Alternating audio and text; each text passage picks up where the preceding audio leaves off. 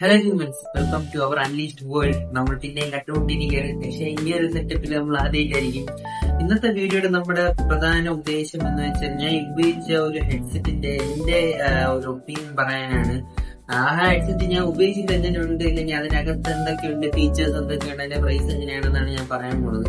അപ്പൊ ഗൈസ്, ഇതാണ് ഞാൻ പറഞ്ഞ ഹെഡ്സെറ്റ്. ബോട്ടിന്റെ 122 ANC എന്ന് പറഞ്ഞിട്ടുള്ള ഒരു മോഡലാണ്. ഇത് ഞാൻ ഓഫ്ലൈൻ ആയിട്ടാണ് വാങ്ങിച്ചത്.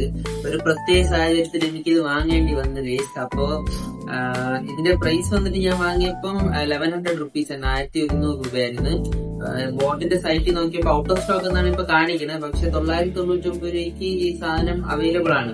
പക്ഷെ ഔട്ട് ഓഫ് സ്റ്റോക്ക് എന്നാണ് കാണിക്കുന്നത്. നിങ്ങൾക്ക് ആമസോണിൽ നിന്നോ ഫ്ലിപ്കാർട്ടിൽ നിന്നോ വാങ്ങാം. ഈ ഹെഡ്സെറ്റിനെ പറ്റി പറയുകയാണെങ്കിൽ 13 dB ഡ്രൈവേഴ്സും 25 ഡെസിബിൾ നോയിസ് ക്യാൻസലേഷൻ ഉണ്ട്. അതാണ് ANC. ഞാൻ സത്യം പറഞ്ഞത് ആദ്യം പേര് ശ്രദ്ധിക്കാതെയാണ് വാങ്ങിയത്.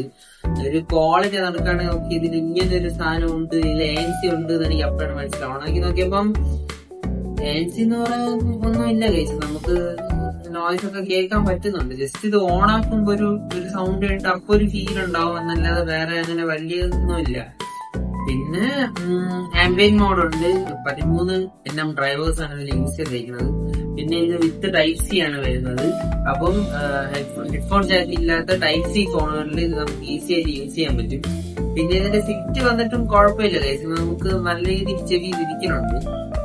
ഇരിപ്പുണ്ട് അവിടെ, ഇരിപ്പുണ്ട് സാധനം ഇവിടെ ഇരിപ്പുണ്ട്. പിന്നെ മൈക്ക് ക്വാളിറ്റി കുഴപ്പമില്ല ഗൈസ്. മൈക്ക് ക്വാളിറ്റി വലിയ സീനില്ല, നമുക്ക് വലിയ ഇതൊന്നും പറയാൻ പറ്റൂല.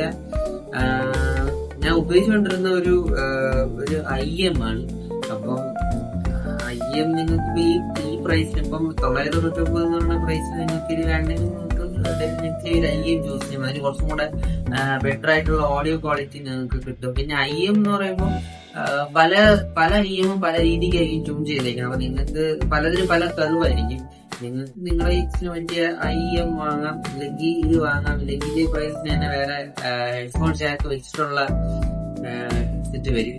അപ്പോ എന്റെ ഓവറോൾ ഒപ്പീനിയൻ എന്ന് പറഞ്ഞു കഴിഞ്ഞാൽ ഒരു 1000 രൂപയൊക്കെ മുടക്കുകയാണെങ്കിലും